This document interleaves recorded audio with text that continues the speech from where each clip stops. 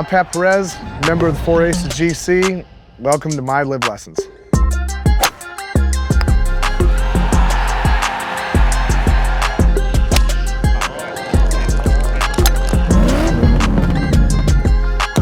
I don't teach, so I couldn't even tell you. I mean, the bottom line, if they don't get lessons or help, then they're wasting time anyway. That's what you should tell them. I don't want to even help them. I didn't ask to sit down here. I don't remember lessons being in the goddamn contract. My job's to play, not to teach.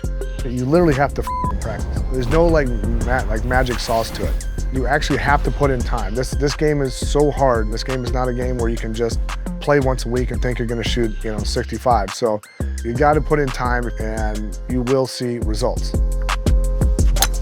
Oh, that hurts. That's what you get for not warming up. Coming up on 48, basically next month. The game's a little bit harder for me than it was when I was 25. But I can still compete, but it takes about 30 minutes longer to start getting warmed up, just getting the body moving and stuff like that. I'm gonna show you how to maximize the time that you have to get better with your game. So lesson one is about the driving range. I get out early. Me and Charles Howell, I think, are the first two on the range every tournament. As I've gotten older, I need to hit more balls. I used to wake out of bed and hung over 23 and could roll. That doesn't happen anymore. So, but I take it real serious now, and I'm like, if I'm gonna do this, I might as well give it the full effort I can, especially for the team aspect as well. Just because I'm older doesn't mean I can't give everything I have. Now, I might not beat everybody, but it's not gonna be because I'm not putting the work in. When you get to the driving range, I hit a bunch of wedges. All three of those for a good amount of time to find a rhythm, and then also trying to hit a certain distance.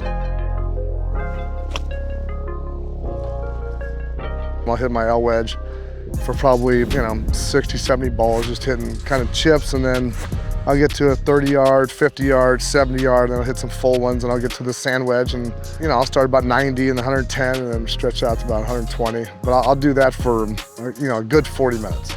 I'll hit some to this is my sandwich. I should get the L wedge, but I'm just trying to hit little things like that, and based on wind or whatever's going on, I'll just that's a little farther there, but I'll just I'll hit some more shots, and like I said, I'm just trying to get kind of moving. And then some days I'll go 9-7, 5-3, and sometimes I'll go, wedge 8-6, 4. Most people don't like to hit a 3-iron, or some people don't like to hit whatever, but they'll never hit it on the range. They don't want to hit a 5-iron 40 times on the range because it's either too much work or they don't hit it well, but eventually you're gonna have to hit it. If you want to put the time in and you want to practice and go to the chipping green and, hit 5-irons and stuff like that, then you will get better. But if you don't, then you literally have to lower your expectations in this game because it's just not easy. Most amateurs struggle between 30 to 75 yards. If you can't hit a ball 30 yards consistently, then it's going to be harder to hit it 200 yards to the pin you're going to. So I hit a lot of wedges. I try to find a routine, make sure I'm hitting it solid. And then I'll move up, slowly in clubs, and then all the way until I get to the driver. I'm doing nothing more than just trying to, kind of get loose and find a rhythm and find the center of the face. Make sure I'm making the right motion, because if I can make the right motion enough times on the range, then I can take it to the course. Okay, so I got a 7-iron. If you can get to the course and spend at least 15 straight minutes, you're gonna see immediate results. If you have more time to do it, your results will get better. If you can't hit it here, you're not gonna be able to hit it there.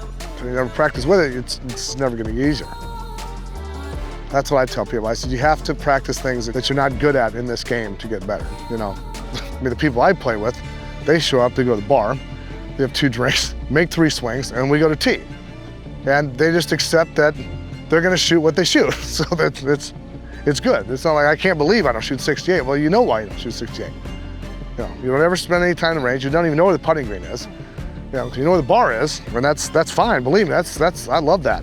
But they don't expect to go out and shoot 68 every day. They have fun. They pick up 5-footers, and that's what it is. So, but for the average guy, I've said it 1,000 times. If you really want to get better, you just have to work at it. And there's no other way around this game than doing that. People go out and don't take lessons. They just hit balls thinking that the game's going to somehow find them. It just doesn't work.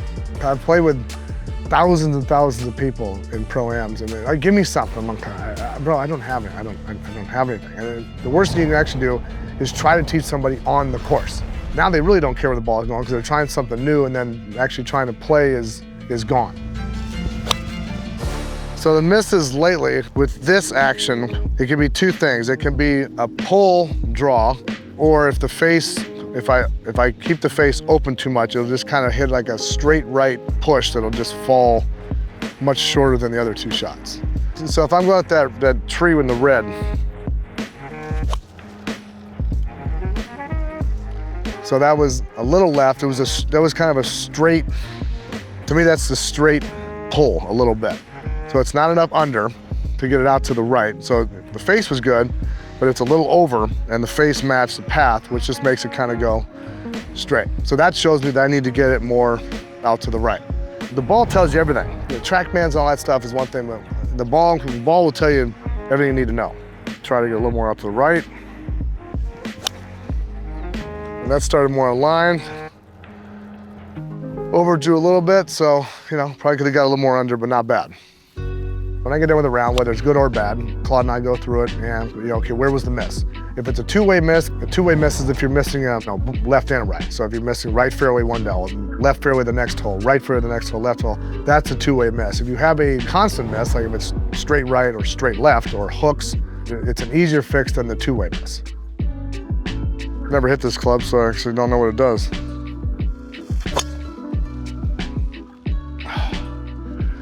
So you can tell by the fade, the face got open. That's what it does. So step one, identify what your miss is. If you have a constant miss, whether it's a hook or a slice or you top it or whatever it is, so you have to actually analyze what you're doing, not just, oh man, I shot 100, I'm gonna go to the bar and hopefully it'll turn around tomorrow. It doesn't work that way. That's why you have to get somebody to help you fix it. That's why Claude is one of the best teachers in the world, because he can see that right away. You have to, it's hard. That's why I pay him a fortune.